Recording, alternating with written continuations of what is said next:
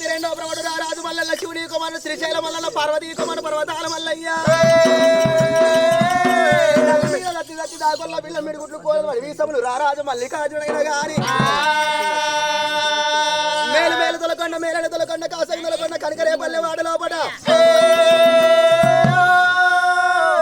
7,000 ఎర్రగొల్ల 3,000 ముష్టి వల్ల 10,000 పాకనాడి గొల్ల గంపలి ఇప్పుడు వల్ల గయ్యాడి గొల్ల 9,000 తొమ్మాడి వల్ల ఆది గొల్ల అమరగొల్ల వేగొల్ల వేకాడి గొల్ల 3,000 గొల్ల ఇళ్ళ కాదు నాయనా ఇల్లు కాలు అన్న వచ్చనా ఆరెళ్ళేమో బాలకేతమ్మకి ఇల్తాలు వందిండు ఆరెళ్ళేమో కుల మీద ఇల్తాలు వందిండు మల్లయ్య గంజి తాగిండు ఇల్లు ఆవరించాడు దొమలు పడ్డ గంజి తాగింది వడ్డ ఆవరించాడు మల్లయ్య 7 తాడి కమ్మల గుడిసెకు 7 మాలు వేసిండు 7 మంగళ గజ్జి కొలకు 1,000 లక్షల మంద వేసిండు గొల్లోనికి ఎదగుణం పోవాలని ఎదగుణం పొడగొట్టిండు మల్లయ్య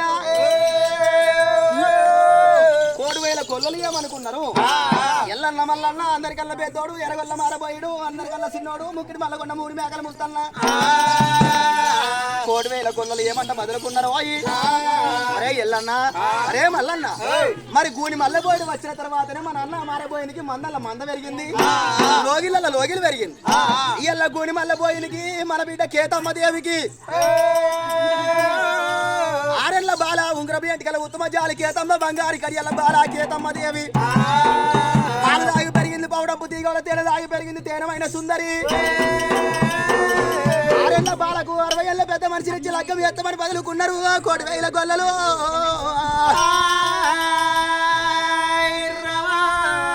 6 బాలనిచ్చి 60 పెద్ద మనిషికి ఇచ్చి లగ్గం ఎత్తమని 1,000 కులమంత బదులుకున్న శైవకాలం అందున అందరికన్నా పెద్దోడు ఎరగొల్ల మారబోయుడు ఏమనుకుంటున్నాడు ఇలా 5 మంది లోపల కలంపోటు తప్పచ్చు కానీ కులంపోటు ఒక 4